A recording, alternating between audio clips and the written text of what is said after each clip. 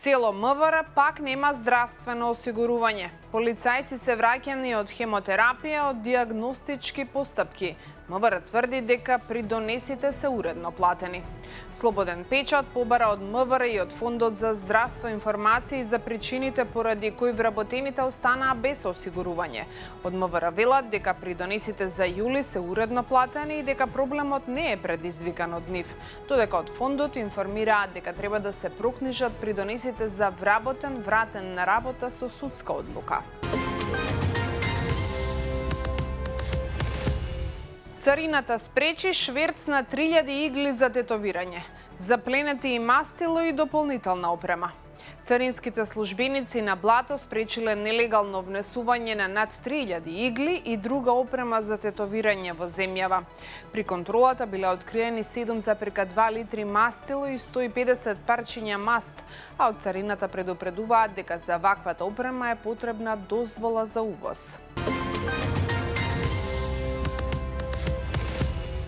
Едно и полгодишно дете јадело виршливо шуто оризари, улично куче му се нафрлило. Детето 3 дена било на интензивна нега. Адвокатот на семејството Емран Исмаил за Слободен печат тврди дека кучето влегло во дворот и го нападнало детето по лицето и телото. Детето сега е пуштено на домашно лекување со сериозни повреди, а според адвокатот кучето се уште е на улица и не е отстрането. Велешанец силувал швеѓанка во дискотека во Охрид. 33 годишник приведен по пријава на 21 годишна девојка. 33 годишниот КС е лишен од слобода откако 21 годишната швеѓанка пријавила дека ја силувал во ноќен клуб во Охрид. Случајот го пријавила во СВР Битола, а од МВР велат дека по неговото целосно документирање ќе биде поднесена соодветна пријава. Под закана е изворот од кој со вода се снабдува Скопје. СДСМ предупредува на нова еколошка катастрофа кај Рашче. Бараат итно расчистување на дивата депонија. СДСМ тврди дека во заштитеното подрачје во близина на Рашче се создава дива депонија и бара институциите да утврдат кој дозволил отпадот да се остава таму. Партијата бара и проверка на можниот ризик за подземните води, како и уверување дека водата што се дистрибуира во Скопје е безбедна за пиење. Дипломатија на македонски начин. Од поранешен директор на градски паркинг до амбасадор во Атина. Владата одобри 5 нови амбасадорски кандидати. Според неофицијални информации за Слободен печат, Филип Пасху е избран за амбасадор во Атина, откако предходно бил ВД директор на јавното претпријатие Градски паркинг. Меѓу останатите кандидати се поранешната новинарка Татјана Лопарски за Будимпешта и адвокатот Јасмин Калаш за Сараево, додека од МНР велат дека во моментов се непополнети 24 амбасадорски и конзуларни места.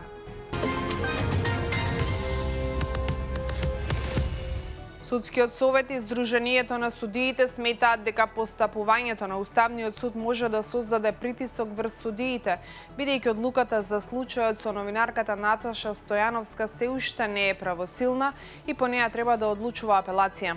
Уставниот суд пак утврдил дека неговата одлука не била спроведена и побарал одговорност за судијата, додека Дарко Аврамовски за Слободен печат предупредува дека спорот не смее да влијае врз апелациониот суд.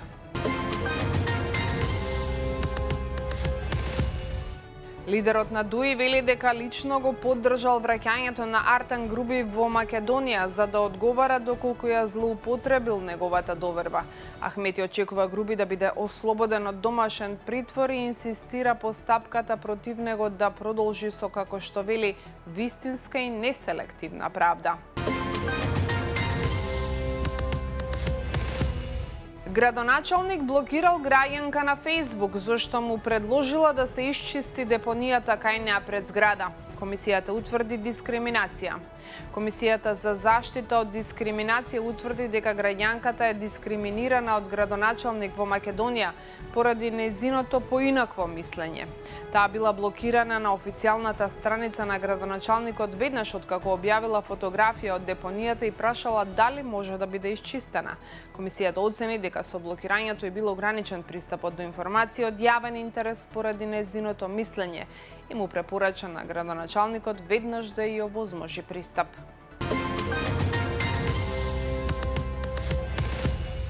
Активни пожари кај Македонски Брод и Куманово. Под контрола е градската депонија на Делчево.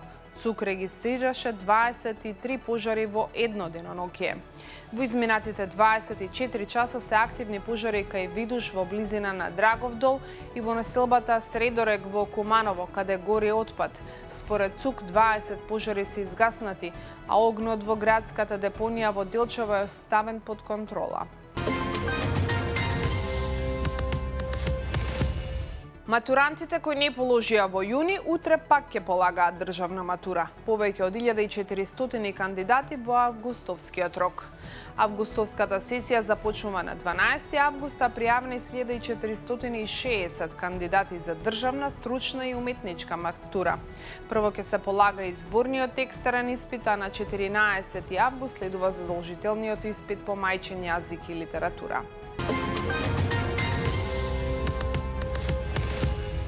Туристички бум во Македонија во јуни. Над 113.000 гости, најмногу туристи од Турција. Во јуни земјава ја посетиле 113.436 туристи, при што странските гости сочинувале повеќе од 3/4 од посетителите.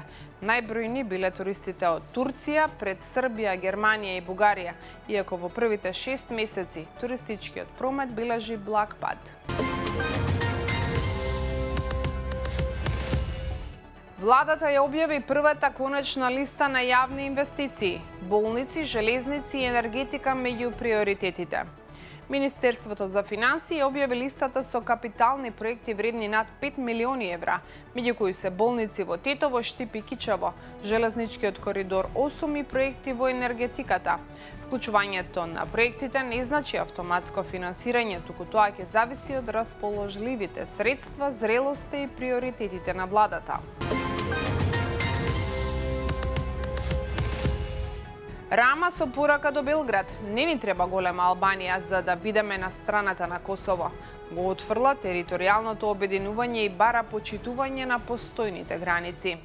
Еди Рама порача дека Албанија нема територијални претензии кон Србија и дека поддршката за Косово не е поврзана со идејата за голема Албанија. Во однос на спорот околу Ибар, тој нагласи дека реката е прекуграничен воден систем и дека силниот земјотрес што ја погоди Колумбија одзеде 164 животи. Спасувачите продолжуваат да бараат преживеани. Десетици лица се уште се водат како исчезнати. Спасувачките екипи втор ден трагаат по преживеани под урнатините во Кали Переира и околните области каде земјотресот од 7,4 степени предизвика големи разорнувања.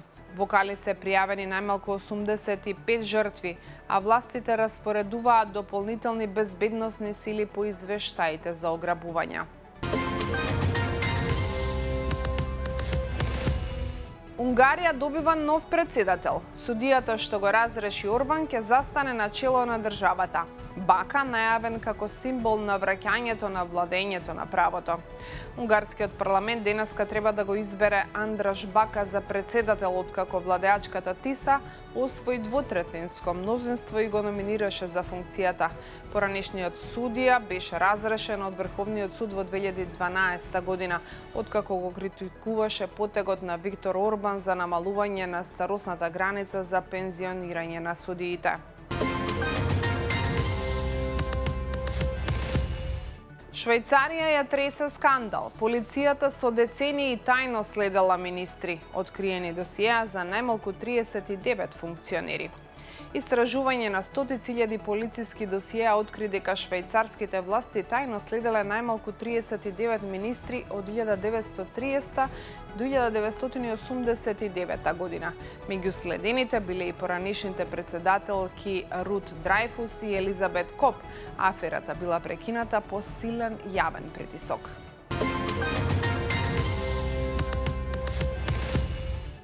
Трамп со уредба го скрати списокот на препорачани вакцини за американските деца.